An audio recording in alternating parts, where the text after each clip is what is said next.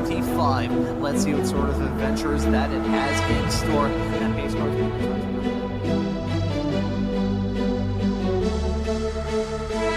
way through the corner.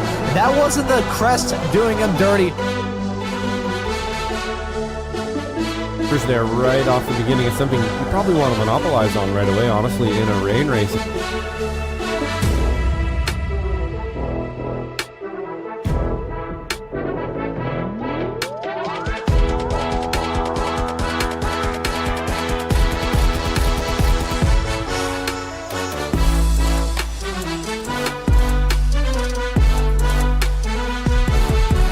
Involved in that as well. Doden, I believe, is a newer racer. Oh, that's a big crash coming out of the corner. Right as I was mentioning all of those racers, that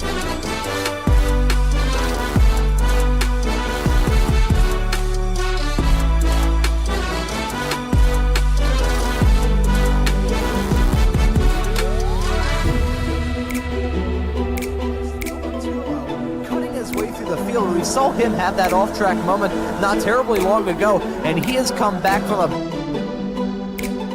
Oh my God, that's a big wreck coming out of turn number 4. Multiple cars around, a little bit of contact going to Chris Montgomery as well. I saw that car kind of jerk around a little bit through that corner, but you can see Montgomery maybe got to size up a move on Colacio, as Colacio may try and get a move on.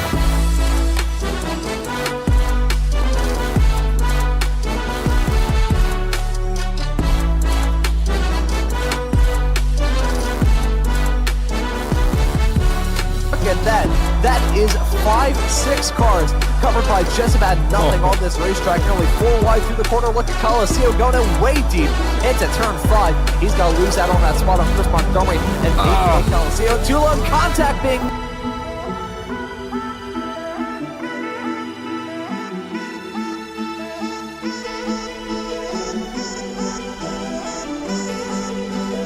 Weekly Formula Vee Weekend Warriors crash him up wreckfest at the checkered flag.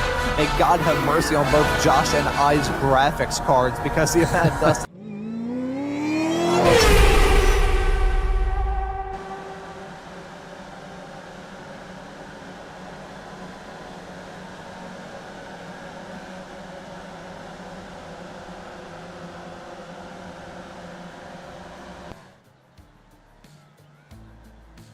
Well, hello and good afternoon, everybody. Welcome back to Slow Motion Broadcasting, and welcome back to the Formula Vee Weekend Warriors. This is round number 10 of the season, coming to you today from Summit Point. My name is Maunz, and alongside me working the comms and the cams is Joshua Wilkie. We're in the double digits now for this season, which, unlike a family friend who told me back when I was 10 that I could swear after that, actually means we're coming to the end of this season. Josh, it's been a topsy-turvy, wild, and exciting ride to get to this point in the season, but we're now officially into crunch time. Yeah, absolutely, Ron. It's definitely getting near the end of the season here for sure. Round 10, only a couple left, and I think we're actually missing a couple key players today due to the Bathurst 12, which we obviously wish them good luck on today. But we have an absolutely packed field today with a bunch of new drivers as well, and some of the old drivers too, so we're definitely going to have a pretty good dice up, I think, around Summit Point today. A track everybody knows pretty well. We've all been here many times in our iRacing careers, of course, early on in your iRacing career. You'll probably have visited here a few times. It is on the free content. It has gotten a bit of a refresh in the last little while, so it's looking pretty good these days. And I think everybody's going to be pretty racy around here, Ron. Yeah, we've seen a couple of these Formula Vee Weekend Warriors events here on Slow Motion Broadcasting around this racetrack. In fact, I think the very first Formula Vee Weekend Warriors broadcast here on Slow Motion Broadcasting was done at this very track. Myself and Tim Cox were on the call for that back in the summer of 2024. But this track plays host to some brilliant racing action, regardless of what kind of cars you're running around here. I even think the 1987 NASCAR Historic Cup cars could put on a really good show around here. The Formula V's, of course, being no exception. And we've got a stacked grid of drivers as well. You mentioned a couple of moments ago how we are missing a few of the regular Weekend Warrior staples, one of which being Mani. That's not going to affect him too much. I actually said rather bemusingly to Mr. Stevie Ray earlier on when he told us the fact that Jorg wasn't going to be present for this race, that it's an absolute shame for him. That's going to be real rough. His championship points lead in the Weekend Warriors now going to go down from 1 million points to 999,992. So really rough go of things for him. But I think before we move along any further for this broadcast, let's take a look at the point standings, because it has been a brilliant season up to this point. Lots of heavy hitters, lots of great races. With only 3 rounds left to go, we are expecting the championship fights to be incredibly compelling. Tortello finds itself in the championship lead after Jason Green took a 1-week hiatus and actually joined us in the commentary booth 1 week ago at Alton Park. Those two running P1 and P2 in the Spec 1 point standings. Tullo standing at a nice 683 points.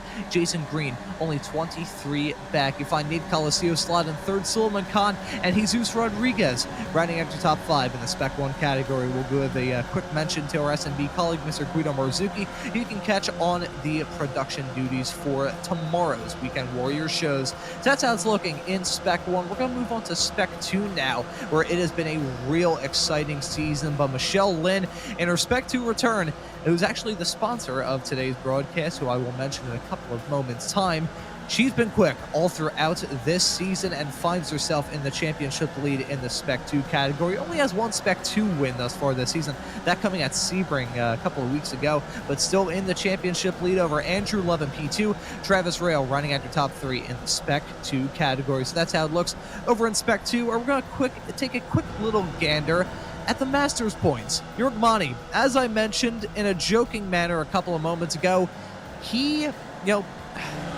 I've been on an iRacing Esports show for the past 3 hours, so this is probably not correct language to say, but he's been kicking ass and taking names thus far this season, has Yurgmani. Finds himself in the championship lead at 729 points, nearly 200 points in front of series admin Jim Brewster. Nick Tullo go round out the top 3 in the Masters category. Yurgmani has been an unstoppable force thus far, not only in the Formula V's, not only in the Formula Fords, where he's basically sealed the deal in that class as well, but in the Spec Racing Fords as well. If it wasn't for the fact he's participating in the Bathurst 12 hour at the moment, he would find himself within a really good shot of being your top point scorer in all of the classes. So absolutely brilliant stuff from Yurgmani thus far this season. But as we're in practice, let's take a quick little track guide, riding on board with Parviner Ladar, heading down into turn number 1, the hairpin, the premier overtaking opportunity around this racetrack, the heaviest braking zone for sure, getting back on the power, careening your way through turn number 2, and let's see the run into turn number 3. One of the hardest corners around this racetrack, that menacing gravel trap on the outside, hungry for your safety rating. Hit that curb a little bit on the inside is usually the ideal line that we saw from Montgomery. Ladar not really doing that, running wide, ending up in the gravel trap. Not ideal for these racers, doubly so considering there is some instant point violations that can rear their head. That was turn number 4. We just saw Ladar go through a couple of moments ago. Now through into the Titan Twisties is turn number 5, into turn number 6. About to careen our way into turn number 7. With asphalt patchier than my face when I was 14, this section of the racetrack is really tough to try and get right. Through turn number 8 right now, and about to head our way off into the second to last corner of 9, gaining that speed, gaining the momentum, and keeping your foot buried into that accelerator pedal, going under the bridge in the small little flat out blast between the final 2 corners of the lap. Ladar going to have a clean run through this final corner. This is turn number 10, completing a lap of Summit Point after a brief run down the start-finish straightaway. The start-finish line not back there, the start-finish line is right about there. And that's going to be a big factor come time for the end of this race, Josh. Yeah, absolutely. That's definitely the best run, and you can kind of get a run out of that last corner, and maybe, you might be in third, you might be in fourth, you might be able to make it into first by that start line there today. So we've seen lots of really close racing around here, Ron. Summit Point is just an awesome track, period. They probably wouldn't make a track like this anymore. Oh, as we see a huge crash there into the barriers. Looked kind of intentional there. There is a jump there, of course, that I'm sure we'll be hitting near the end of the race. But yeah, very technical track, kind of narrow, really fast, perfect for cars like this. Absolutely perfect for these days. Some of the bigger, faster cars might be a little bit too much for a track like this, but these ones just race around here really good, and they always have. We should have a pretty good race with them today, I think. Yeah, this is going to be a brilliant day of racing action. 30-minute long race that we have coming up.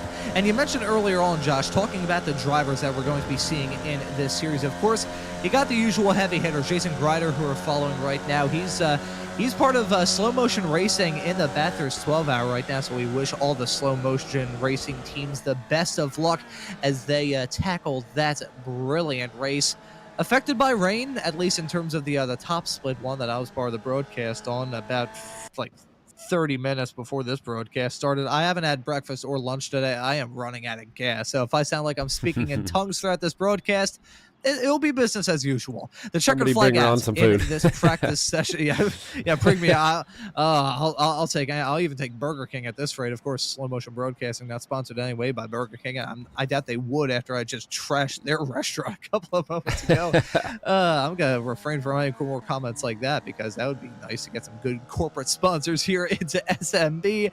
But the point I was going to raise before I went off on that long little menagerie about me being hungry is we got the usual heavy hitters here in the Weekend Warrior Series. Dan Szynski coming back, the brand new father. We wish the Szynskis the best with them bringing a new child into the world. We got some new drivers who we've either seen in the Ray Esports Club Series every now and then, or we haven't seen really in my entire time being a part of the Ray Esports / Weekend Warriors world. Here's Murphy Nichols in the number 55 car, an SCCA racer in real life, currently tackling turn number 3. He's not alone in terms of the newcomers to this series. Some familiar names, the Isleys making their appearance in real life Formula Vee, the father-son duo, I believe out here on the racetrack, at least Tripp currently is.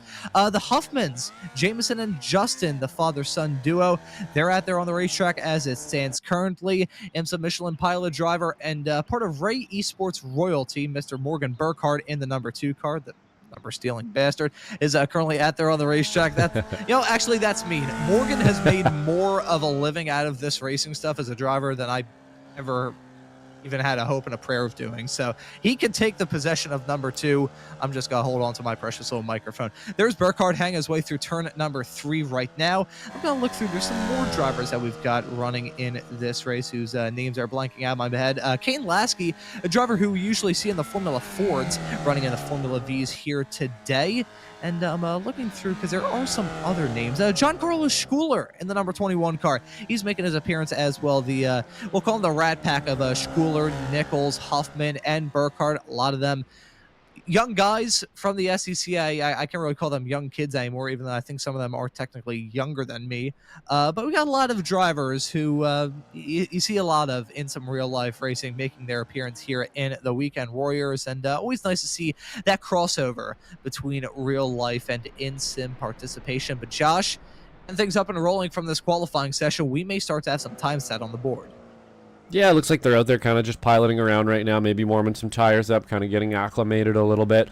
But this is going to be one of those ones where you're definitely fighting the track here. There's a lot of time to be made, especially through this section we see Andrew Love going through here. You just have to nail it just right. You got to get that line just right so that you can get out of this section with some speed.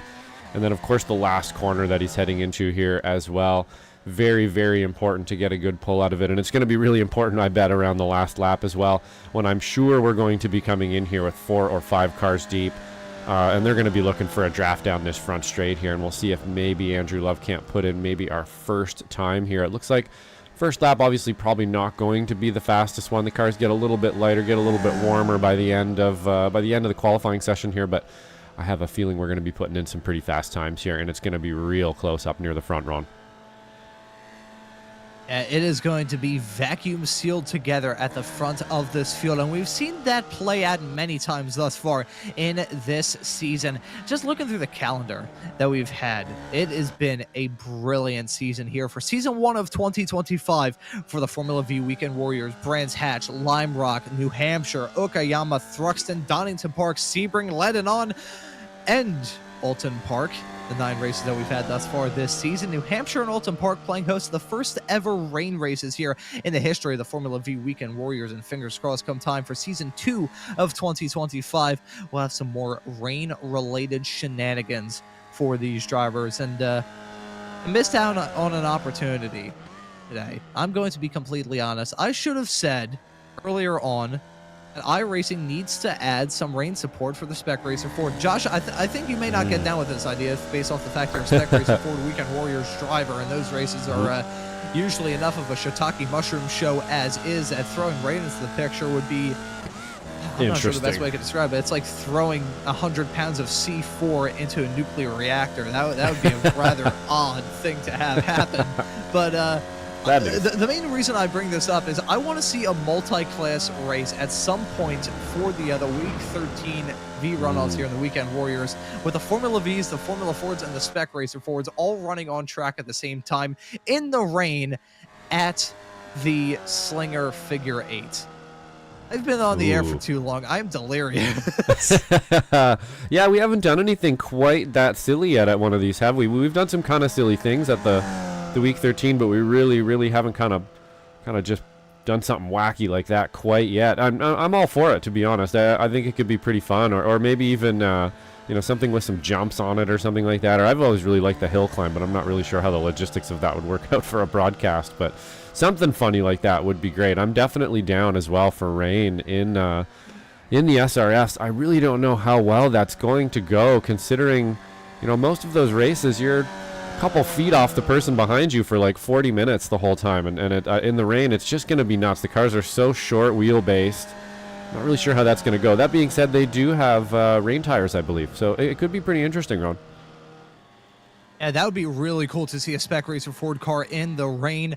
I feel like I would get a kick out of that combination there as well. But we're in this qualifying session right now. Before I start going off on any more rambling menageries, which may make people wonder if I should have a wellness check done on me, let's take a look at how things are going at the present moment. John Carlos Schooler in the number 21 car is your current provisional pole sitter, saying a 125.920 in the process. Finds himself a tick under 0.02 of a second in front of your current championship leader of Tortolo. Jameson Huffman running at your top three, I believe, unless I'm very much mistaken. Gotta take a look to see Jameson Huffman.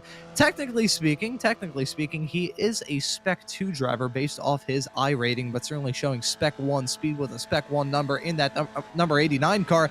That's a lot of uses of the word number in the span of just a couple of seconds. But Huffman is a driver that I've got experience commentating on in the old Tuesday night Ray Esports series, and for pretty much all those broadcasts, Josh, you were the producer whenever I was on the air for it, so you can attest to the very quick driver that Jameson Huffman is. A real-life Formula Enterprise driver in the SCCA, really can wheel a car on iRacing.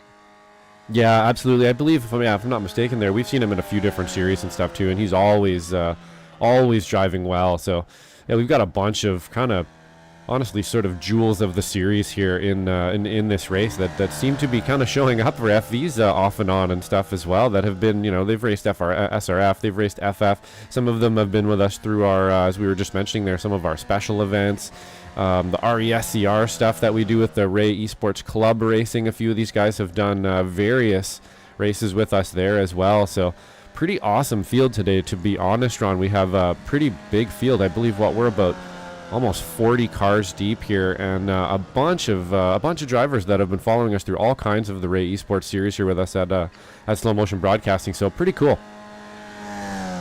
Yeah, it is really cool what we're seeing at the present moment. I thought I'd escape this moving off of the iRacing Esports Network broadcast of the 2025 Bathurst 12-hour. Is Max Verstappen in this race? He is not. However, we do have another fast driver by the name of Morgan Burkhardt here at the moment. I was just going to mention the fact he jumped up to 4th in this qualifying session a couple of minutes ago.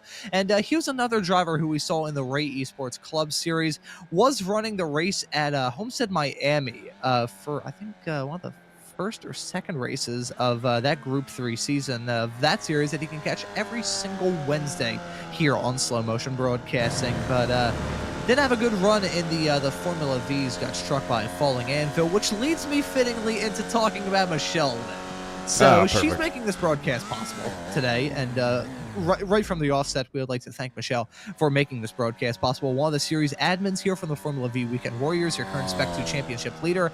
Very nice person, a fellow Philadelphian as well, and based off her interview from Sebring a couple of rounds ago, when it was a rather colorful interview that we had from her after her Spec 2 win, clearly does not give a shift, much like most Philadelphians, and has a good sense of humor as well. If you see in the top right corner, I had to do the small little thing where I stick my index finger and my thumb out to try and make sure which one was the right and which one was the left. If you take a look in the top left corner throughout this broadcast, you will see a falling anvil graphic. And from the offset, I would like to say that I have started something absolutely terrible. And to the Weekend Warriors world, I give my serious and most heartfelt apology. The fact that some of the stuff that comes out of my mouth, the rambling derisions I have on these broadcasts, has become a part of people's actual vernaculars. With great power comes great tomfoolery. Yeah, that's a good sign, Ron. It means things are catching on. It's happening organically, and we do have a Falling Anvil logo that should pop up here any minute. Not the usual one, unfortunately, because I couldn't find it. Maybe not the best Falling Anvil logo we have used or seen. We will source out a bit of a better one there, but always have to be thanking Michelle Lynn and all of our sponsors here that help these go on, because we wouldn't be able to do it without them. And it does, it does take a lot of work in the background here from Stevie and myself and Ron and everybody who's involved, Jim Brewster, everybody who's involved here in the background. And man, oh man, it takes a lot of work to get stuff going. So we really appreciate the sponsors, really appreciate people like Michelle in there who are helping these leagues out and these series out to make them happen. It's you guys that make it happen, and we can't, we appreciate it so much. And another man that we will mention who joined us in the commentary booth 1 week ago, Mr. Adam Thompson, the former owner here at Slow Motion Broadcasting. He's always going to be part of the crew here. And I believe, yes, unless sir. I'm very much mistaken, last time I heard his wife Sarah is probably about a month away from the birth of their first child. So just well before any of that ever happens, we would like to wish the Thompsons the best with that, and hopefully everything goes well with the baby girl that they're going to be bringing into the world in the not too far off future. But switching from a wholesome note to the exciting note of this qualifying session, which is still going on, we'll note that your current provisional pole sitter, it's Huffman, but it's not Jameson. It's Justin Huffman, his father, currently on the provisional pole in the 123 car. He's slotted on the front row alongside Giancarlo Schooler. Tortolo slotted in third. I'm trying to look back to see where Jason Green is at the present moment. Looking through, where is Jason? Jason is in 18th. Jason, we can say this since he was in the commentary booth with us 1 week ago. Jason, you want to come back into the booth with us? That's not ideal for the driver of the 160 car. Sorry, that's mean. Jason's a great guy. Yeah, I wonder what is going on there, though. That's right. He's a little bit out of character there. I would imagine he just got in the session here now after he probably just got out of the car at Bathurst or something, just made it in here, or decided, hey, you know what, I'm going to do the V race too. And it looks like he is trying to just kind of tear off a couple laps here and see if he can't make it up front, which I imagine he probably will. But as we were saying before there, we got Huffman up front, Schooler, and then Tolo. So definitely a bit of a shakeup at the front here. Ladar always there as well. And then Burkhardt in 5th place. And then the Huffman Jr., I believe, just in 6th place, just behind Burkhardt. So we have a star-studded front row here from, I would say, from 1st right down even to 8th place here. We have a bit of a star-studded front row. This is going to be a pretty gnarly race today, I think, Ron. Yeah, it's going to be a tough one for these drivers. It's going to be an exciting one for us in the commentary booth. And to all of you tuning into this broadcast here on Slow Motion Broadcasting, it's going to be, oh boy, worst time to get hiccups or indigestion. I'm not sure what in the world happened there. I think my vocal cord just decided to go on strike there for a couple of moments. But no, it's going to be a really good day of racing action to all of you tuning into this broadcast on Slow Motion Broadcasting. A lot of you probably have already, but if you haven't hit the subscribe button and the notification bell, and also the like button on this stream, you should probably get that squared away right now, because this is going to be a good one here at Summit Point. This old school American road course, it is West Virginia's finest. I nearly went down here for a race in my karting days. Did not actually do that. However, still an absolutely wonderful ride in the world of racing. It's a short course, though, possibly the shortest that we'll be visiting all throughout this season here for the Formula Vee Weekend Warriors. But just because it's short doesn't mean we're not going to have a heck of a lot of fun in the process. There we go. My tongue wrapped around my teeth about 15 times there, Josh. I'll let you call the end of this qualifying session. Yeah, I was going to say, it's something that's always sort of interested me about Summit Point, is that it always sort of struck me and feels like a European racetrack. And then when I hear it's not, every time I hear it's not, I'm reminded that, oh yeah, it's not. It feels to me like like something that would be in Europe, but it's not. And it's I think that's pretty unique for a track like this. There's obviously a lot of some of North America's tracks are my favorites. I love Canadian Motorsports Park, Mossport as we used to call it. I love Road America. I love Road Atlanta. All really good, hustly kind of old school sports car tracks. And this one might just be a little bit below that, but man, there's good racing around here. And it just always kind of strikes me that it's not European. It just feels European. Am I on to something there, Ron, or am I just totally out to lunch? Honestly, it sounds about right. It has that like feeling that a track like Thruxton that we visited earlier on in the season has. It just it sounds mean to call this track a ramshackle affair, but it doesn't feel like a professional executed with a ruler and a compass or whatever the heck I'm trying to say. It doesn't have that feeling to it. This track originally built back in the 1960s, back in 1969 when it opened. The current layout that we're running today has been around since 1970, has been just about unaltered ever since. It's a wonderful track in the world of racing, and we're expecting a good race here today. Let's take a look at the starting grid. I think we got a short and pace lap. We may have to burn through this. Justin Huffman going to be starting from the pole. Giancarlo Schuler going to join him on the front row. Tortola going to be starting in third next to Parvin Ladar in fourth. Morgan Burkhardt in the number 2 car will start this race in fifth. Jameson Huffman going to join him on the third row. Nate Colascio in seventh. Guido Marzuki in P8. James Matthew Sheldon in ninth.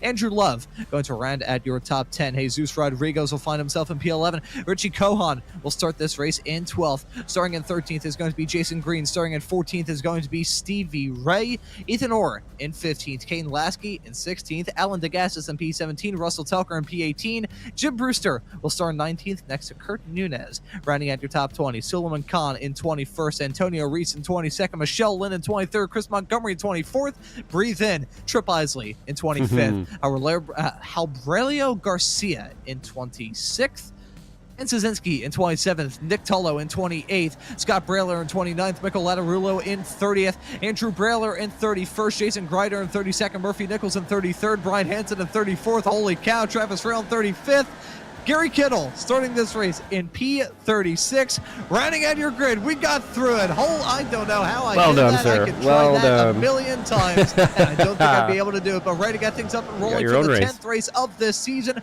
We're about to get the final trio of races underway, and we've got a good one to kick off that final trio. Holy crap, the drivers are on their way, heading their way down that start finish straightaway. 4-1 already. Are you kidding me? These drivers are already risking it for the biscuit early on, but side by side at the front. New thumbnail for next heading year. their way down into turn number 1 is going to be Justin Huffman trying to withstand the challenge from Giancarlo Schuler side by side with Jameson Huffman and Tortola right behind. Morgan Burkhardt finding himself in a Hornets as Jesus Rodriguez, the 2024 Season 3 champion, getting involved in that battle as well, riding on board with Burkhardt in the number 2 car. Let's see how he negotiates this first lap. He's already down 5 spots, getting shuffled out and hung out to try and contact being made with himself and Andrew Love heading down into turn number 3. Wow, what a shot there for sure. He just held on to that one, Ron, for sure. It is absolute mayhem out there right now, but pretty darn clean so far. We're looking pretty good here. We got a really good group of drivers today, and you can tell if this was an official race, we would have 20 cars out by now, and we haven't even had one out yet. I can barely even talk here. There's so much going on the track at the same time, and we're looking pretty good here through this section as well. We got a bunch of 2 wide, not quite 3 wide yet. Everybody's playing pretty safe. I saw a couple back there, pretty big pack of cars right here, and we're looking super clean, Ron. We're racing here. This looks good. Yeah, it's looking tight, it's looking technical, and it's looking exciting at the very start of this race. We got massive packs forming all throughout the field, but completing this first lap in the lead is going to be your P2 starter of Giancarlo Schuler. He's holding on to the lead for this moment. Justin Huffman trying to get that move done on Schuler, heading down that start-finish straightaway. Schuler looking to get schooled by Huffman. That was terrible. I apologize. Heading down into turn number 1. Tortola also getting a move done to slip his way up into P2. Drivers going side by side all throughout the field. Look at that Hornets nest forming involving James Matthew Sheldon in 9th. The driver of the 108 car, currently the Pied Piper of this pack. You got Richie Cohan, Stevie Ray, Antonio Reese, Jesus Rodriguez, second tries the chart, completely different name there. Jason Green, Ethan Orr, Alan DeGath. Lots of drivers in this race. 36 cars to be a bit more precise. I'm not sure how I managed to get through all of them before the drop of the green flag. I may need to go buy a lottery ticket at the end of all of this. Murphy Nichols is your hard charger as it stands at the present moment. Still early doors in this race, but he's up 12. Make that 13 spots. Oh, we've had a crash up front there. Looks like Stevie Ray off. Big crash. Looks like Stevie Ray was off there. Turn 5. Yeah, hard spot there for sure. So that's kind of coming down the hill, that really high speed section, and I'm imagining there that, you know, it's so tempting sometimes to try to throw a pass up the outside or the inside there, and it's almost always not a good idea, and I'm willing to bet that's what happened down there. Somebody got it too wide coming through the kink and got it wrong on the brakes, as looks like we got nope, looks like he's clean back there. So that was our first kind of incident of the race here, as we're seeing Thortolo and Justin Huffman, Giancarlo Schouler, Nate Colascio all sort of battling for the same position here. This is going to be a wild one, Ron, as a producer here, and trying to talk at the same time with this many cars out there. Not an easy job. Oh, yeah, I feel bad for you. As much as I'm talking in tongues, you're having to act like a chameleon, looking about 16 different things at once. Focus on the cameras, focus on the stuff going on, try and talk at the same time. If you want to, I could just bleed everyone's ear off as we try and settle into a groove in this race. Giancarlo Schouler dropping back down to P2. Tortolo getting a move done on him. Jameson Huffman in the number 89 car, currently running at the podium as it stands at the present moment. He's got his dad, Justin Huffman, right behind. Nate Colascio involved in this as well. Suzuki, Kohan. Oh boy, there we go. Side-by-side racing heading down into turn number 5. Giancarlo Schouler getting that move done to slip his way up into the race lead. I think there was a driver dropping down like a rock. It may have been Harbrelio. I believe his first name is Harbrelio. His last name is blanking out of my head at this point in time. There's so much static going on there that any sort of coherent thoughts usually get hung out to dry. And speaking of getting hung out to dry, we got 5 cars heading down into turn number 10. 2 on the outside, 3 on the inside. Make that 3 on the outside and 2 on the inside, playing me like a fiddle. Here we go, 3 wide action at the front of the field, as you do in these Formula Vee Weekend Warriors races. Justin Huffman, Tortolo, and Giancarlo Schouler giving us a good battle to talk about the front of the field. Justin Huffman trying to give a little bit of a bump drift to his son of Jameson. Here we go. This, I don't have a good feeling about this, if I'm being completely honest, but they get through clean. Looking more like a formation flying team going into T1 there for sure. They're doing some sort of diamond formation as they go into T1. Pretty impressive stuff around here. We look more like Blue Angels or something than race cars going into T1 there. Pretty impressive from the front group of drivers here, as we're just packs of driving all over the place, Ron. Not exactly sure where to look. There's so much action, so I guess that means we just can't miss it. You can pick anywhere and we're good. I think there's a moment involving Morgan Burkhardt in the number 22, number 2 car. There we go. Christ, I sold my first car to him. You think I'd know better than calling him 22. Contact being made. Hang down into turn number 5. A big crash. Antonio Reese getting like a piece of that. Oh, himself and Russ Telker merged together. They're hopping up and down, not enjoyed by some sort of weird Formula Vee. I was gonna say a mating ritual there. I know. And yeah, this that's for a different, a different channel. Yeah, that might be a little bit of Discovery Channel stuff going on there with those V's, unfortunately. It looks like he did get himself unlodged from the car there. He's able to keep going, but yeah, some of that iRacing stickiness every once in a while, it is something as sim racers we have to deal with, is a little bit of strange physics every once in a while and some strange stuff as we are cutting shapes out there. It's starting to look a little frenetic at the front, Ron. We have some kind of froggy drivers here behind the two leaders. Not a good thing. We want to see kind of calm right now. As if you're up front, that's what you need to be doing. You need to kind of just be calming down right now. There's a long race to go, lots of corners to have, and man, if you keep trying to go 2-3 wide every corner, I mean, we know how that works out, Ron. It's never going to work out for another 25 minutes. These drivers looking to settle this race into some sort of groove. These frogs are all on the same lily pad, and we're just waiting to see which is going to be the first one to rib it. Oh, that was nicely done, cheesy. Oh no! Well done. We got well Huffman done. 1-2. We'll give it to you. Oh, well done. Definitely subjective in that case. We got Huffman 1-2, but we've got a pack of holy cow. 11 cars at the front of the field, covered by practically nothing. That's beautiful. The gap between Sheldon and Kohan has diminished. James Sheldon in that number 108 car, currently running in P8, showed some really good pace at Alton Park 1 week ago, and he finds himself involved in this pack for the lead. I don't have a good feeling about this, though, as running wide coming out the final corner is your race leader of Justin Huffman. James Huffman, on the other hand, in the 89 car, certainly within striking distance as well. Those two side by side. He can make that 3 wide as Nate Coliseo in the Chiquita Banana car looking to slip his way past on the inside line. Heading down into turn number 1, looks like he's going to get the move done in the number 8 car. The driver who won earlier on this season at Lime Rock finds himself in the lead at another old school American track.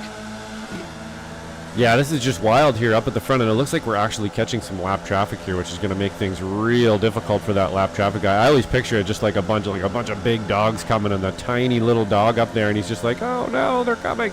And that's kind of what it feels like when you're one of those drivers. You want to just kind of delete yourself, and you can't a lot of the time. And man, it just causes some bad stuff. You know, even once in a while, you get somebody up front there, a lap traffic they're just trying to do their best, you know, and to get out of the way, and it just doesn't work out.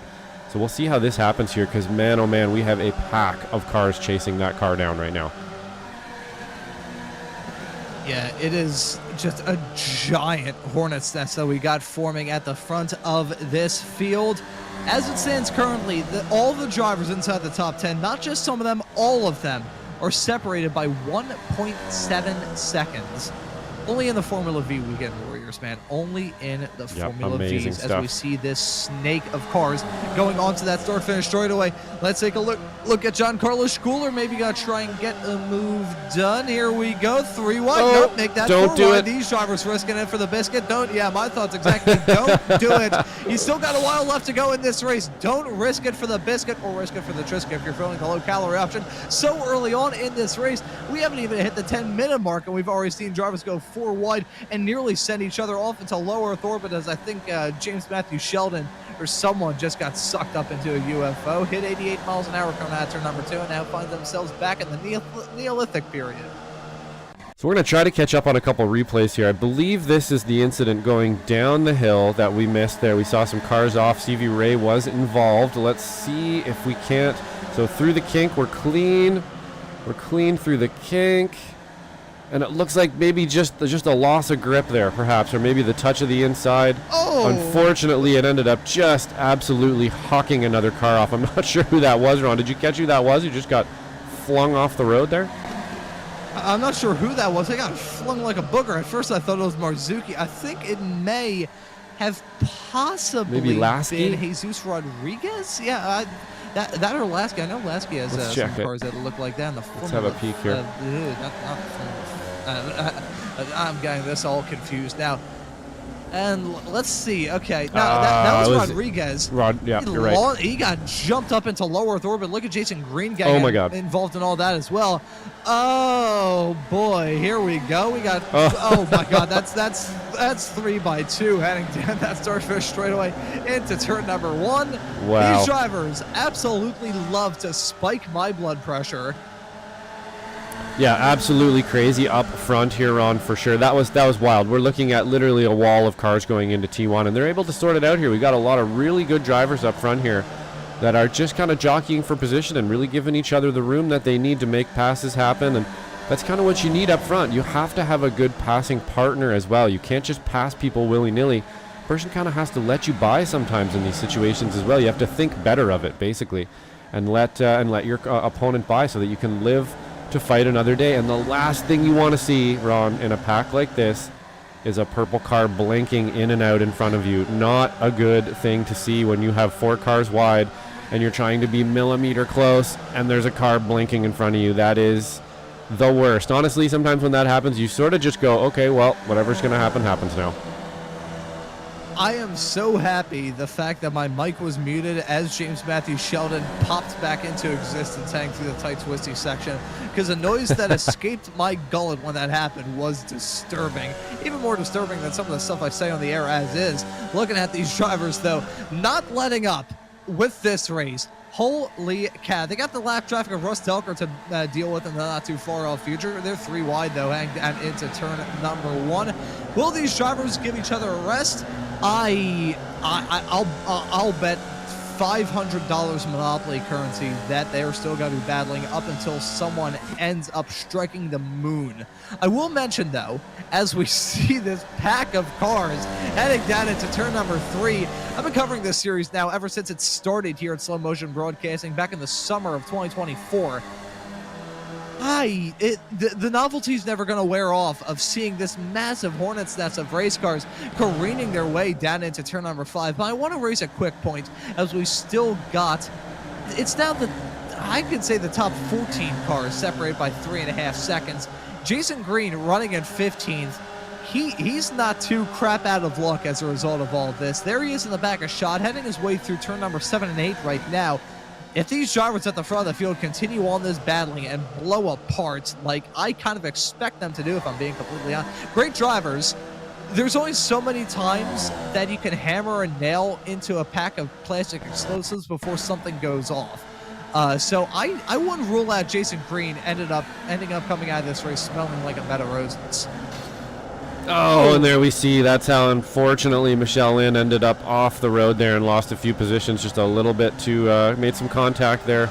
Not exactly sure whose fault that was, but unfortunately knocked her back a little bit. So today's sponsor, unfortunately, kind of got knocked back a little bit, but hopefully she can make up some places. But you're 100% right about Jason Green here. We know that when he wants to, he can really put his head down and start focusing and be super clean, and that's kind of what's needed here. That pack up front there, I don't even think he's too worried about catching them quite yet. He has about 15 or just a little over 15 minutes to catch them, and that's not going to be an issue for him at all if he plays his cards right here. It's really the hardest part's going to just be getting by all of those cars, and that's going to be a bit of a difficult task for Jason here. But I think you're right, Ron. I think he's definitely got a chance to get up front here.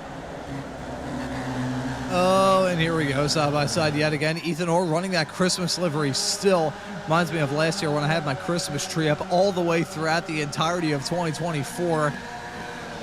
I'm not touching that one after that. Ethan Orr, though, running 6th at the present moment. This is a battle for P2 in the Spec 2 category with himself and James Matthew Sheldon is at the front of the field. We got 2x2 nonsense, 3 wide nonsense. Heading into turn number 10. Look at that. Jameson Huffman involved in all of that drama. Giancarlo Schooler making it 3 wide, heading off into the corner. And now here we go. I'm waiting for someone to get pinged off into low Earth orbit. I'm being completely honest. We've seen 3, 4. I'm surprised we haven't seen some 5 wide action thus far in this race. I can't even rule that out. That's the worst part. Running on board with Tolo in the number 1 car. Currently running in 5th. Yeah, you can see the leader's going 3 wide. He's running in 5th. Never mind, he's now running up into 4th as running wide through turn number 1 is Nate Coliseo. That's a side-by-side fight between the two of them, heading their way down into turn number 3. As we see James Matthew Sheldon continuing to blink in and out of existence. That 88-mile-an-hour barrier clearly being scraped by Sheldon.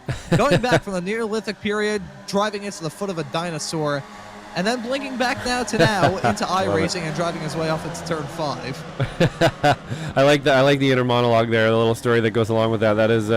That's pretty funny. Yeah, he's just all of a sudden seeing the future or the past, and then he's back in the race again for a moment there. That's got to be a little bit jarring for him, and probably why he's sliding backwards through the field here fairly rapidly at the moment. Really, really difficult to race around somebody who's blinking in and out of the future and the past, Ron, and not something any driver wants to see, but unfortunately something we have to deal with in sim racing. I guess you just chalk that up to a mechanical error and kind of drive around it is what you try to do, because it's really all you can do, especially in a pack like this. Last thing you want to see. Yeah, the last thing you want to see in a pack, outside of a meteorite coming down and striking these drivers, which I don't think would be received with a lot of acclaim either, is a car blinking wildly in and out of existence, back to the Neolithic period, back to present day. He may end up in 2050 by the time this broadcast is said and done, looking at these drivers, and we can now say that Jason Green is involved in all of that. I swear, if the pack that we're seeing right now involving John Toms, Chris Montgomery, and contact a little spin. Boy, it's a monster trucking over. That's Suleiman Khan. Yeah, that was unfortunate. Sort of, T1's that spot where this just seems to happen for some reason. It's a very inviting spot to try to go up the inside, and it looks like there just wasn't enough room left there. And wheel-to-wheel contact, and then some kind of collecting some other drivers there as well. So unfortunate into T1 that just happened to catch that one too. I finally kind of got back to that pack, and unfortunately we saw them we saw them crash, and it looks like they were, probably going to catch up to this pack, which would have made it even crazier on. And I'm not really sure what this other pack is doing out here. It looks like we've kind of got John Tom sort of floating out by himself. And then right after that, we have Travis Rail with sort of a pack of cars behind him as well that I don't think is going to be able to catch up to the front pack here. But the way these guys are driving up front, who knows, Ron? We're back side by side again here. Nope. Oh boy, I'm not touching that one. Anyways, 3 wide action at the front of the field. Not the first time we've seen it, certainly won't be the last. Huffman, Tolo, Schooler giving us a good battle to talk about yet again. Ethan Orr getting involved in the midst of that as well in the 222 car. Oh boy. Look at that, the dive from Ethan Orr heading down into turn number 1. Oh, I think we may have seen someone up. I think Richie Cohan. Oh, he's blinking wildly in and out of existence. I think Justin Huffman just had a wild ride through the runoff area down into turn number 1 and 2. I think we may have just seen a brief alien abduction in real time from Cohan in the number 12 car. Not ideal for him at all. Smoke coming up in the air as Ethan Orr, the Spec 2 man who won this race won a Formula Vee Weekend Warriors race earlier on this season overall as a Spec 2 driver at Thruxton, finds himself running P2 in a race where we've got a Spec 2 1-2. Lots of twos there, one of which being the 222 car. Holy crap, eh? Look at that. We do have a couple Spec 2 guys right out front here. And, to be honest, in a race like this is when it's probably most possible. If I was out there as a Spec 2 driver and I was anywhere in this pack of the top 10 or 12 or 13 drivers, I'd be like, you know what? I could probably win this race today. All you got to do is stay clean. You need to stay with this pack. And basically anything can happen, as we're seeing here. We've probably changed lead, we're probably changing lead 3 or 4 times a lap sometimes here. So it's all to have out there for sure. You see Ethan Orr kind of looking up the middle here. We've got another just 3-4 wide group of V's every lap into T1 here. And pretty impressed that they're able to make it through here clean every lap so far. I'm pretty impressed that no one has just been killed to death as a result of all this race. Oh, there's James Matthew Sheldon blinking in and out of existence again. I think I joked about it in the interview with him 1 week ago at Alton Park. The hamster running on the wheel that makes up his Wi-Fi router may need to be replaced because that thing is certainly running out of gas. Side by side racing with himself and Cohan hanging into turn number 3. The pack is broken up a little bit. It's now only the top 7 covered by about a second. Only the top 7 covered by about a second. Yeah. Pretty wild. It's honestly almost impossible to keep up with the action out there here today. We are changing position side by side almost every corner. I feel like I definitely need 2 sets of hands and 2 sets of eyeballs here to catch everything for sure, or a second computer with a bunch of replays I can roll back. I can simply not get to replays because there's just so much going on out there, and I will try to get to some replays here if I can, but honestly, for the amount of cars out there today, Ron, it's been very clean. We got a really good group of drivers here. A very talented group of racers, keeping it clean, but keeping it exciting as well. This has been a really good race. I gotta say one thing as well, Josh, not having 2 sets of arms and 4 sets of eyeballs, man, you clearly didn't grow up by a nuclear plant. Looking at this pack of cars heading down that start-finish straightaway off into turn number 1. Every single time I see this, I don't have a good feeling about it, but these drivers have proved me wrong lap after lap thus far in this race. We're down in the final 10 minutes, so things are certainly going to be ramping up as if they haven't already been heart-pumpingly exciting throughout this race thus far. Holy cow, look at this. It looks like a formation lap heading down into turn number 3, side by side with Schooler and Tolo, side by side with Huffman and Cohan, side by side with Orr, side by side with a bunch of dust particulates that got kicked up into the air coming out of turn number 3. I don't even know what to say at this point in the race other than well done to these drivers, giving us a brilliant race to talk about. And hey, I'm going to try and push for this. This should be the encore broadcast this week here on SMB because holy cow, this race has been terrific. I think we just had 2 blinking out of existence there. That I think was Marzuki, Sheldon, and Jim Brewster. So Spec 2 driver, a Spec 1 driver, and a Master driver all blinking in and out of existence there basically at the same time. Clearly, regardless of what kind of class these drivers are running in, the pace remains and the internet issues remain as well. And looking at this battle going on at the front of the field, side by side with Huffman and Tolo, side by side with Schooler and Kohan. These drivers have not given a rest at all throughout this race. Up the Look at middle. Schooler threading the needle 3 wide. Nice. Holy cow. And he does it. Well done. You love to see a move like that, especially when you catch it on camera. It looks like he got it done, Ron. He's going to get up through the center, right up into the front, but we know this is going to be short-lived here. We have so many cars behind him here jockeying for position. Still just getting puffs of smoke in the face, not caring a bit about it as we go through one of the harder sections of the course here. Let's see if they can keep it clean. Everybody keeping it pretty tidy through there too. You want to touch the dirt every once in a while just to kind of optimize that corner. But it looks like Schooler's definitely got some pace here today, Ron, and it's going to be really difficult down to the end of the race as to who the heck is going to end up taking this one. It could basically be anyone at this point. Now, I just saw something that Mr. Ray Esports himself, Mrs. CV Ray, said in the iRacing text chat in the session. For that qualifying session, the top 35 cars were within a second of each other. Huh? Wow. I genuinely, a race like this, I think if you put these drivers on an oval, it wouldn't be this close. Yeah, I think you're probably right, Ron. It would be, you're right. Yeah, you're probably right. This is just, this track for some reason always spawns really good racing. And like I said on the run-up, this track is perfect for a car like this. And we're seeing why right here. It's working out really well. You've got just a perfect mix of sort of a technical section with a big, long drag race down the front here. As we're seeing, we're going all, we could go 5 wide every lap if we wanted to. The only thing keeping these drivers from not going 5 and 6 wide is their own restraint. That's it. Oh, hello. We nearly just saw a collision with Huffman and Tullo coming out of turn number 2. It was bad when I sounded like a tornado siren a couple of moments ago. But that was some close quarter stuff. It's close quarter stuff all throughout this field. And contact he holds being on to made. it. That's Huffman and Kohan coming at turn number 3. Someone did the bunny hop, but they're still out there on the racetrack. I'm not sure what these cars are made of. They're either made out of rubber or they're made out of tungsten, because they can either bounce off each other or they're damn near indestructible. Actually, no, they're made out of a frozen pizza that someone purchased in New York. God, I really need some food in my system. Looking at these drivers side by side through the tight twisties into 7 and 8 right now. Jameson Huffman getting that move done to slip his way up into P2. Should be noted as well, we haven't really talked about this. Alan DeGassis is your current leader in the Masters category. I don't think we've mentioned really any of the Masters racers ever since they dropped the green flag.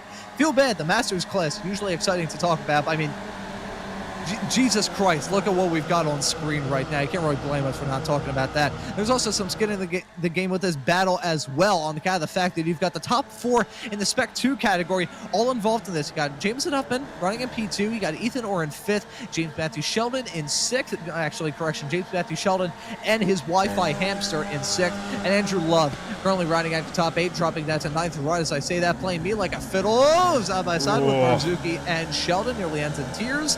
The amount of odd sound effects that have come out of my mouth on this broadcast, I think you can probably make a song out of them. Now you can see Guido here being very clean driver there. He saw that coming long before it happened and started to get out of the way, and it lost him a bit of time. But as we see, that looked like, I believe that was Grider. Who's that off there? Schooler. That was Schooler, young Carlos Schooler. Schooler, just getting pushed to the side there, as well as Sheldon kind of getting pushed off the road a little bit there. And that's actually something, it's a skill that you sort of need, is to be able to look off the road and be able to come back on the road in these situations. Sometimes the best option actually is to take a bit of grass and come back on, especially in iRacing, because you're not going to get you just get a 1X for it. So every once in a while, I've told my friends and stuff here too, in a race, if you can avoid somebody by going in the grass, just do it. Just go in the grass and drive in the grass and come back on the track. Even if you take a bit of a slowdown for it, it's much better than going wheel to wheel and flipping over, I think. So I think that's what we saw there from Schooler and possibly from Sheldon as well, just to kind of get out of the problem. But back to Guido here, very, very clean driver, as we saw him kind of responding to Sheldon in front, losing a bit of time, but it's not really going to matter that much because of this draft. He's already back up, so it's always a good move, to just kind of play it safe out there, especially now. I think these drivers' definition of playing it safe is going side by side through all but one corner around the racetrack. Look at that, James Matthew Sheldon really deep into the braking zone at turn number 1. Though we were going to see around a bowling, we did not heading through there. And speaking of heading through, we've been heading through this race very quick. Man, time flies when you're having fun. fun mixed with my blood pressure being spiked up, seeing these drivers go 3, 4, and sometimes 5 wide. I don't really think they feel. I don't. Hey boy, that was. Hello.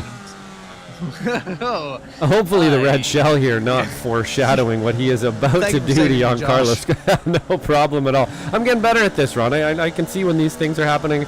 Try to fill in a little bit for you, but that red shell there, hopefully not foreshadowing exactly what is going to go on here with Giancarlo Schooler. If I was seeing that behind me and it was getting that close to me and it was a red shell, oh man, I'm getting some flashbacks to Mario Kart when I was 13. Yeah, I honestly, the only thing that could make this race more hectic is if we had Mario Kart rules. I think one driver decided, nope, I've had enough of this, that, or he just didn't fill up his car with gas, is Richie Cohen. So congratulations to him for picking up the Thompson Trophy at the end of this race. That he picked up a penalty. Looks like a penalty, Ron. Yeah, looks like a drive-through. Yeah, unfortunately, too many off tracks. Maybe a bump or two there, a wheel contact or two, and he's had to pull in. So that's going to kind of take him out of this fight. Not enough time to get back in it, I don't think, either. Yeah, there's no time left to get involved in this battle, doubly so considering we have less than 2 minutes to go for round number 10 of the Formula Vee Weekend Warriors. What a race it has been. Action-packed, dramatic, exciting, heart-pumping. All the synonyms you can imagine to describe this race. Slap them on a poster because this is some fun. We got 2 Spec 2 drivers running P1 and P2 with the 222 car slotted in P2. He's about 0.2 of a second back, 0.22 seconds there. If he celebrates, I don't think he's going to be wearing a tutu. Oh man, that was rough. Jim Brewster, a bit of a reach. Yeah. Oh, it was definitely. I've been reaching this whole time.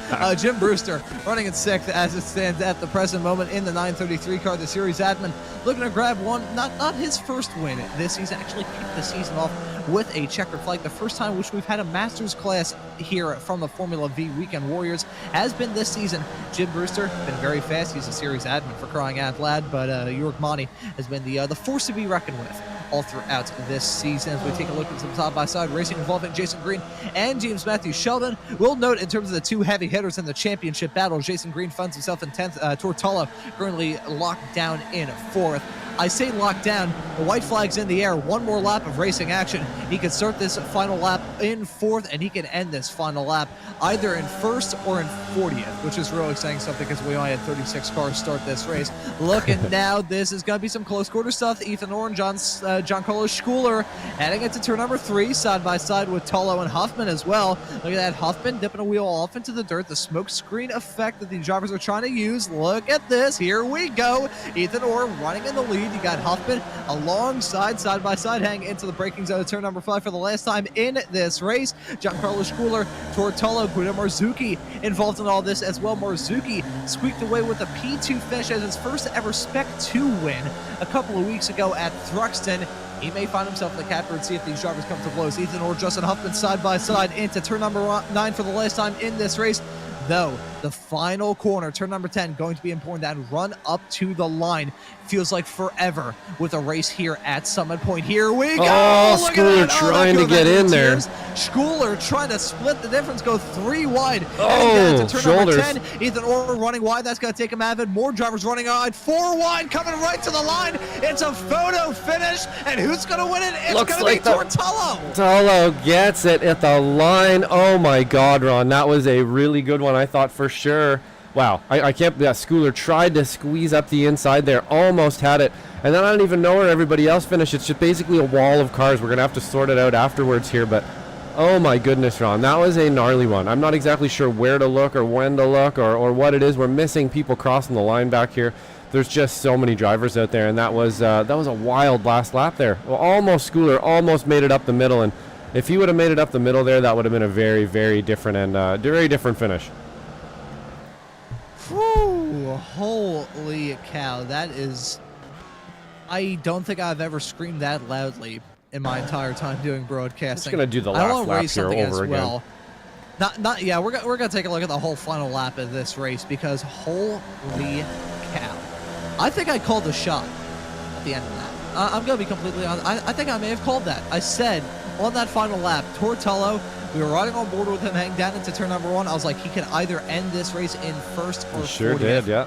Clearly didn't end in 40th. He ended up driving that number 1 car into victory lane. That's going to help him big time in the championship with only two more races left to go from the season. Jason Green ends up down in 10th. Oh my Yeah, let's get this God, whole lap and see on board a here with race. Torn exactly how he got this done here, because you know it's interesting to kind of watch these, because right here it could be anybody's game, you know, and he's thinking the same thing. It could be anybody's game here. So he's trying to play this game of chess. He looks outside first, not going to work. Sees kind of a bit of a schmozzle happening in front of him, and he knows he's got it. But at this stage, he knows he's got a really good chance here as long as he doesn't get blocked, and he doesn't. And it looks like he's just going to make that run to the line fairly easily, actually, Ron. So, honestly, from Thor's perspective there, that wasn't all that hard. He just let people kind of frenetically race in front of him and then just went for the gap when it was there. I'm not sure if we could take a look at another angle. Oh, my goodness. Yeah, there we go. We got the jump. We are at back the end just of in time. Yeah, but that worked out beautifully. That was absolutely glorious. There It couldn't have been better. Away from that action-packed finish, we just see this chaos at the end of it. What a way to bring this day of racing action to a conclusion. I gotta say one thing as well. Oh, that is absolutely. There we are. God bless America. That is awesome. Hey, up in the air, that's Marzuki. Who's next? Who's gonna appear next? Actually, I will Looks cut like to Jason Josh's production Green. feed here because he's got a different camera angle than I do. There's Green up in the air. Let's see the usual jump maestro, Michelle Lynn, up in the air. I think Stevie Ray jumped it and ended up in the Shadow Realm at the end of it all. Oh, man, look at these cars bouncing once they hit the ground, too. I mentioned earlier on, I couldn't tell whether these cars were made out of tungsten or rubber. At the end, they're certainly made out of rubber because they bounce around like a rubber ball that you'd buy for 25 cents at a drugstore. Oh, okay, I'm going to break up the goofiness that we're seeing right now, which is very hard to do considering my absolutely bizarre and absurdist sense of humor. That finish was so close, our live timing software crapped out.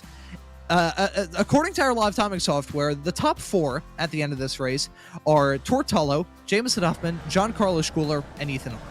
Remember that order. According to iRacing, the top 4 is Tortello, so he's your undisputed victor at the end of this race.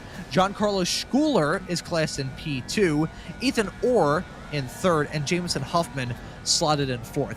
At the end of that race, according to iRacing at the very least, Ethan Orr and Jamison Huffman tied. They were 24 thousandths of a second behind Tortello, and they were 1,000th of a second off of Giancarlo Schuler. You could tell based off how loud I was screaming at the end of that race, and this is something that I say rather lightly on account of the fact this is my 55th broadcast this year alone. That may have been the best iRacing event I have ever commentated on. There wasn't a field clearing accident. There wasn't a point in the race where the action started to settle down. That was drop the green flag, and then the end of the race. Very much, yeah. Yep. That's the only way I can describe it at the end of this. My vocal cord's not a fan of that description, but that's the best way we could sum it up at the end of this race, Josh. That was an absolutely great race, Ron, for sure. You know, we always sit here and we're kind of, you know, we blame ourselves for the accidents that happen often. You know, we're like, things are clean, and then all of a sudden, it you know, there's a big crash, and it didn't happen today, and that's always good to see. You know, I think on the run-up, I was mentioning there that we just have sort of a star-studded lineup of drivers today, and well, they proved it, Ron. That was a fantastic race with a absolutely amazing finish, and yeah, man, these V's and this track and these drivers just putting it to us today, man. That was awesome. Let's see if we can get to some results here. I gotta say, one thing that's going to remain with me throughout this broadcast is the story of the yellow light. On my mixing board, whenever I peak my microphone, I get a small little yellow light that appears at the end of it. So that happened a lot at the end of that race. I can assure you that much. But here's the results. Tortello grabbing a really vital win for his chances of taking his second straight Formula Vee Weekend Warriors title. He wins it here at a dramatic race at Summit Point. Giancarlo Schuler going to be slotted in P2. Ethan Orr ends up winning in the Spec 2 category in the Triple 2 car. He's going to round out your overall podium in third. Jameson Hoffman going to finish not even right behind. They tied. It was a tie for the Spec 2 win and for the final podium spot. But Jameson Hoffman going to be classed in fourth by iRacing. iRacing, of course, they do have a system in terms of breaking it up. They go down to a fourth decimal point. iRacing clearly giving Ethan Orr the edge over Hoffman there. Guido Marzuki going to be classed in fifth. Then we have Andrew Love in sixth. Alan DeGassis ends up in seventh. Jim Brewster in P8. James Matthew Sheldon will finish in ninth. And Jason Green will round out your top 10. Yeah, and then behind Jason Green in Spec 2, we have Scott Brayler in 11th place. In 12th, we have Nate Coliseo. In 13th, Parvinder Ladar, who was able to survive all that stuff. Definitely had my eye on him a couple times, and he avoided a bunch of stuff out there. Justin Huffman in 14th. John Toms in 15th. Michelle Lynn, unfortunately, catching that falling anvil again. Asked me to throw that graphic up for him. Maybe next time we won't run it, and we won't have a falling anvil. Kurt Nunez in 17th. Stevie Ray also falling victim to some shenanigans there, coming down the hill through the kink, and finishes in 18th place. Let's see if we can't keep this moving along here, where our graphics are not wanting to play ball. There we go. 19th, Travis Rail. 20th, Jason Grider. Murphy Nichols in 21st. Nick Tullo in 22nd. Brian Hansen in 23rd. Brian Straczynski in 23rd.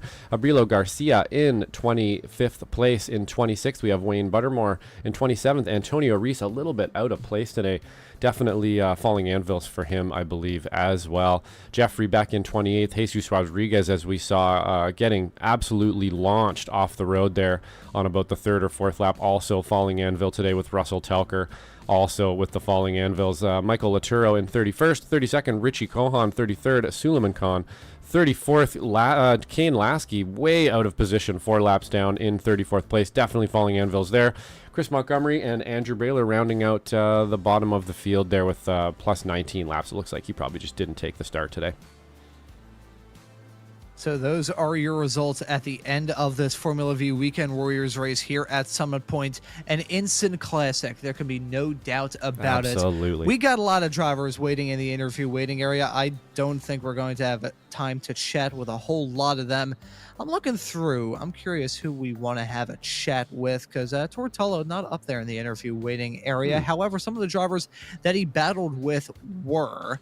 I think, Josh, we may end up getting this started with... there we go. Right as I say that, Tortello appears in the interview waiting area. So I'll bring in Tortello to have a chat with him at the end of this race. Tor, welcome into the commentary booth right from the get-go. I wanted to apologize for my gravelly voice, but you drivers out there on the racetrack gave us one hell of a race to talk about here at Summit Point. It was exciting from our perspective in the commentary booth. How was it from your perspective behind the wheel?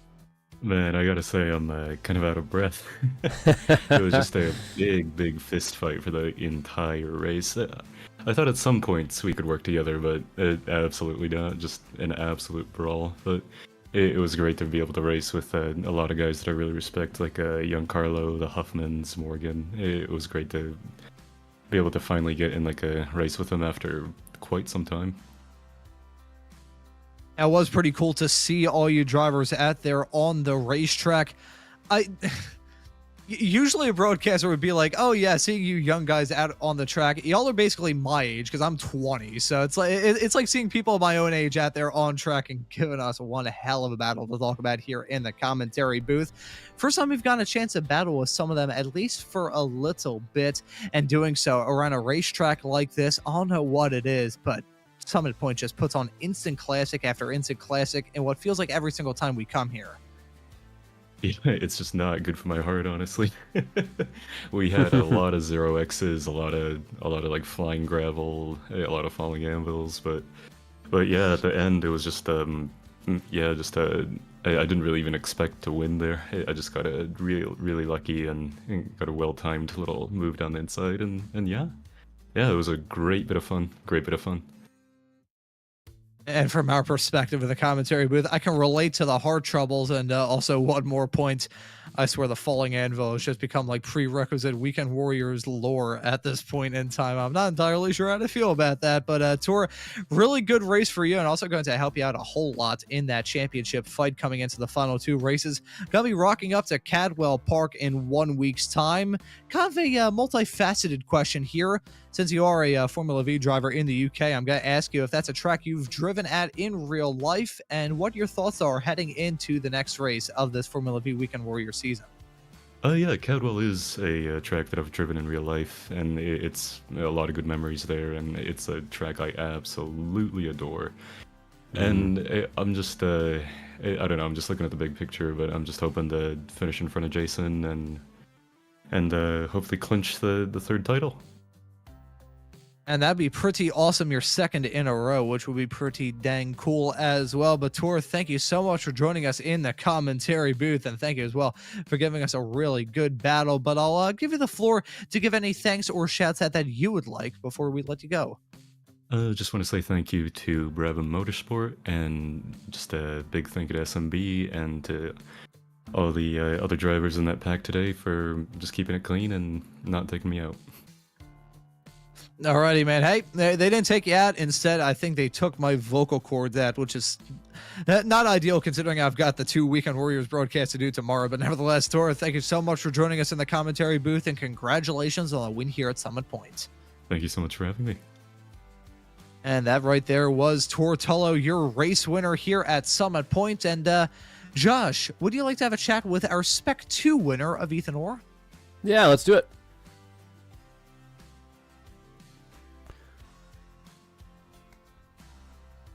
Ethan, how's it going, my man? You got a Spec 2 2nd place today, I believe. I believe Jameson just kind of pipped you out there. What a wild race it was.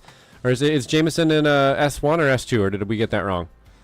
That's the I believe that's the iracing our live timing software getting crapped at, Ethan. I mean, you can speak to it for sure about your perspective towards the finish, but our live timing and scoring software had you marked it in 4th when in reality you finished in 3rd, so it is a Spec 2 win from Ethan Orr. Anyways, Josh, I'll pass it back off to you. Gotcha. Okay, yeah. So Spec 2 win for Ethan Orr. It was absolutely frenetic out there today, but it looks like everybody was able to keep it ultra clean, including yourself there with the lucky Christmas livery on. How'd you see it out there today? Yeah, it was great. It was really chaotic. You had to keep your head on a swivel racing in a pack like that. But yeah, everyone really worked together to keep it clean, and I was really grateful for that. Yeah, it definitely looked like it. We were just kind of holding our breath here and there. Oh man, it's gonna, it's gonna happen here. It's gonna happen there. But it never really did. We had a very clean race, and it looks like you guys were jockeying for position really well there, right down to the very end, and you were able to grab that Spec 2 win. Are you out there thinking about just kind of fighting the track? Are you trying to be as pointy as you can, or is it more just a kind of game of kind of just relaxing and trying to let things happen in front of you? Well, you know, when you're in traffic this intense in a draft track like this and the leaders are fighting, at a certain point you just forget about the racing lines and you're just focusing on the guy ahead of you. You don't want to run into the back of him, and the field's, you know, bunching up and then spreading out all over the time. So, really, it's just about reacting to the drivers around you, and you kind of forget about what's going on the track. Right, yeah, that's probably really good advice. Reacting to the drivers around you is definitely what it looked like out there today. We're going 3 wide and 4 wide almost every lap into T1 and stuff there. So really good drive today, nice and clean. Is there anybody you'd like to thank out there today, Ethan? Yeah, I'd like to thank all the Weekend Warriors for coming out. It was a great race. I had a fun time, so thanks for putting this on, and thank you guys for putting on the broadcast, and everyone watching at home. Excellent, and I believe we're headed out to Cadwell Park next week. Is that a track that you enjoy there? I know it's one of my favorite tracks, but man, it takes some laps around there to really kind of get comfortable, and it's not an easy one to race around. So you looking forward to that one, or not so much? Yeah, I've been having a good time lapping in practice, and I've raced there once or twice, and the racing normally turns out pretty fun, so I'm excited for it. Excellent. Right on. Well, we'll be looking forward to watching you around Cadwell Park, and have a good week, Ethan. We'll check you next time, and good win today. Thanks. See you guys. And that right there was Ethan Orr, your Spec 2 winner here at Summit Point. So we're also going to have a quick little chat with Mr. Jim Brewster, your victor in the Masters category. Yeah, at the. I can see why the C5 is a spec class, because that's amazing. Nope, looks Hello, like we Jim. caught a Welcome into the mid-conversation there. commentary booth. Sorry for bringing you in there right Probably in the teaching midst of somebody that something. sentence. That's it just napped you into the commentary booth. Well, Hello, Jim. Welcome SCCA in. racers. Hey, what do you think? So I'm calling this the War of the Worlds. We brought the best of the Summit Point. So as you know, those young gentlemen that were here from the SCCA were co-SCCA Rookie of the Year 2 or 3 years ago. Okay. And as you know, one of them has gone pro since then, and they all are just keep driving faster and faster. And they all have been racing with Stevie on Tuesday and Wednesday nights, I think, since they were in grade school. So a bunch of them have more laps than you can count in real life and in iRacing. So, and I sort of gave them a speech to try to behave like Weekend Warriors instead of the SCCA Wednesday night group. So I'm thrilled if we had a clean race. I just was battling constantly. I made a mistake. I went side by side with Andrew in the last lap through turn 3, and that allowed Alan to get by me. And if I had tucked in behind Andrew, I could have held that one more spot. But every inch of the race for me was good. I hope the video was amazing. Yeah, just let me cut in for 1 sec there, Ron. I was just mentioning at the beginning there that it looked like we had a bit of a star-studded lineup of drivers today, and I'm just being vindicated there that I was right, basically. I was right. Not only is this track awesome, and you guys knew it really well, but man, we got a lot of really good drivers out there. And to be honest, I was actually following you at the end because I was kind of pegging you to maybe take at least a podium today. But I'll get you back to Ron here. Ron, go for it. Hey, thanks. I'll step back into the into this interview, and I will say, Jim, just from my perspective in the commentary booth, the finish of that race, and I just saw a photo in the Formula Vee Discord server of the overhead view of that finish between Tor, Giancarlo Schuler, Huffman, and Orr.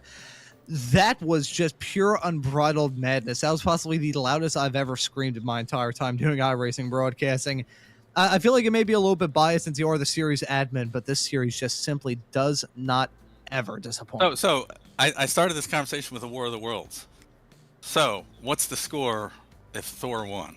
If Thor won the race, is that us Weekend Warriors 1, SCCA 0? What do you think? I guess it would be that. Yeah, I mean, here's a real question to raise. Has Tor done some stuff with the SCCA? Because he races in England. He races in England. I am. That's why I'm saying that. War of the Worlds. Yeah. Usually, whenever we think of Tor, I usually just associate him with the Weekend Warriors series and all that jazz. I do know that, like a couple of years ago, before he and his dad moved over to the UK, right? I think they were here. Did some stuff in New Hampshire. Okay, it's possible. Yeah. You'll have to. I think some carts, maybe. I'm not sure. We'll just have to bring him in the booth and ask him some questions. I just would like to always remember, because I forget when I hear him on the radio in the car, he sounds rather somber. But the minute you see his face, he is. As I grow old, I hope I stay as happy as Tor is. I mean, he just looks like one of the truly happy people, and I'm thrilled by that. I think the whole world needs more people that default to a smile. Amen, Jim. Wiser words have never been said, and I gotta say as well, always nice to have you in the commentary booth as well, because you definitely are in the same vein as that, always having a smile on your face and always putting. But did you come up with any new sayings today, Ron? Did you break out any new ones? That's a very good question. For the Bathurst 12-hour show that I was on a matter of about 35 minutes before this broadcast started here for the Formula V's, yes. I said that the Mustang occasionally handled like a trash bag full of lasagna thrown off the roof of a skyscraper. So I guess I think that's accurate. Yes. And the question is that the Mustang or is that the Mustang drivers? Oh, I will say I was doing that broadcast with a gentleman who's big into Mustangs, so I couldn't really say that. However, I will note one of the most infamous videos of Mustang drivers hitting second gear and driving up into a curb and a crowd of people, throwing some people down was coffee and cars filmed not terribly not terribly far away from my house here in the northeast of Philadelphia. So the more you know, I guess. I have never been able to see that intersection the same. Hey, I gotta say hi to Tam. Tam, I hope you enjoyed the show. I hope you're on the edge of your seat. I hope your pulse went up a little bit. As you see, and Andrew and I had a lot of fun racing each other. We were after I dragged Alan and I can't remember who else up to that pack. You know, Andrew was sort of the back, and so he and I really got to have some fun. Anyway, I'll see you guys next week. Thanks for everything you do. I can't wait to watch the video. Yeah, it was a good one. It was a good one. Despite the fact I occasionally sound like I was speaking in tongues, it was still a brilliant race. So, Jim, I think you'll definitely be enjoying it when you get a chance to see this broadcast back. Thanks for joining us. You bet. See ya. That right there was Jim Brewster, series admin and winner here in the Masters category at Summit Point. I don't even know what we can say at the end of this broadcast, Josh. Yeah, that was, I think you got it right there. That's a classic, instant classic here for slow motion broadcasting and for the Ray Esports League that is just always bringing the heat when it comes to racing here. There is so many things for us to get to this week as well, Ron. Perhaps we can go through our weekly stuff here, and we'll start out with Tuesday for you. We can't move that over there, but what an amazing race today, Ron. Oh, it is an absolutely brilliant race, and just part of the wonderful action here on Slow Motion Broadcasting. You can catch the action for the American Muscle Series. We talked about Mustangs a couple of moments ago. This is not the Mustang that I was referring to on the Bathurst 12. I think it's I think the last time that this version of the Mustang ran in an iRacing Bathurst 12-hour special event. I'm not even sure if they even had the Bathurst 12-hour special event at that point in time. Either way, I was probably in elementary school regardless, but you can still catch the old Mustang in the American Muscle Series every single Tuesday here on SMB. Then, in 24 hours after that, we've got the action from Wild Card Wednesdays here on SMB. You can catch the action from the Ray Esports Club Racing League at 8:30 p.m. Eastern Standard Time. And right towards the end of that show, you'll be able to catch the action from the Sim Racers Group Intermediate F4 Championship. They've only got a couple races left to go. They're looking to crown a champion in those F4 cars. You can catch all that action every Wednesday. Then come time for the weekends, we got the Formula Vee Weekend Warriors. You can catch the Formula V's every single Saturday at 2:20 p.m. Eastern Standard Time with Cadwell coming up. Then tomorrow, we've got the action from the Formula Fords running at Knock Hill and the Weekend Warriors Spec Racer Fords later on, about 2 hours between those two shows. The Formula Fords at 12:45 Eastern, the Spec Racer Fords at 2:45 Eastern. They've got some pretty good racing. VIR gonna play host in the next Spec Racer Ford race. Then at the end of Sundays, to decompress after a brilliant weekend of racing action, we've got the action from the XS All-R Series. We got some 410 wing dirt sprint cars running around USA International Speedway, the site of this very screenshot. See, I can occasionally think from time to time, even though you probably won't believe me based off some of the stuff I say on the air from time to time. That's all the stuff we got coming up here on Slow Motion Broadcasting. Gives you a good reason to subscribe. And also hit that notification bell so you never miss out on any of the racing action. But as for this thriller of a race here at Summit Point and this broadcast, that will just about do it. And so for myself, Ron Maunz, and Josh Wilkie working the comms and the cams with me on today's broadcast, I say thank you all so very much for watching. Have a great rest of your day, and we hope to see you all wherever it is in the not too distant future.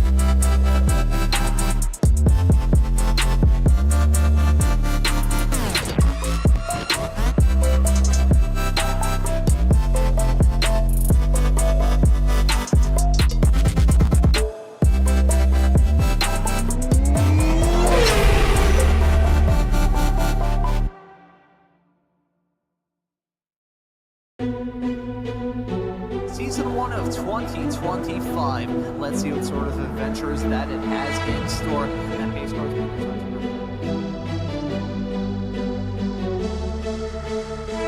way through the corner. That wasn't the crest doing him dirty. There right off the beginning. It's something you probably want to monopolize on right away, honestly, in a rain race.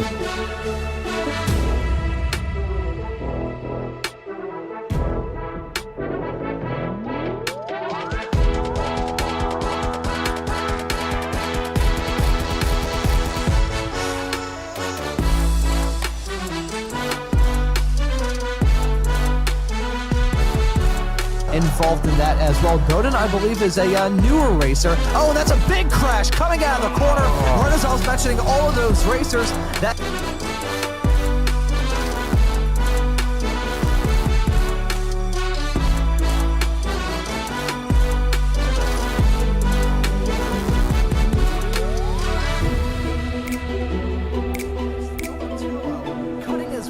field. We saw him have that off-track moment not terribly long ago, and he has come back from a...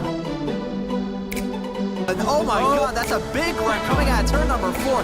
Multiple cars around. A little bit of contact going to Chris Montgomery as well. I saw that car kind of jerk around a little bit through that corner, but you can see Montgomery maybe got to size up a move on Coliseo, as Coliseo may try and get a move on him.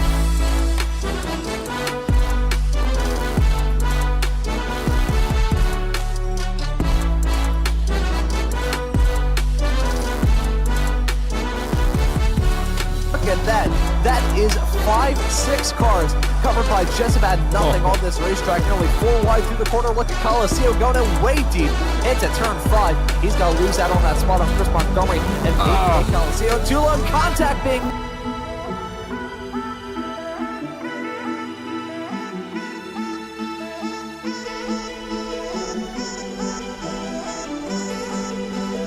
Weekly Formula Vee Weekend Warriors crash 'em up wreckfest at the checkered flag.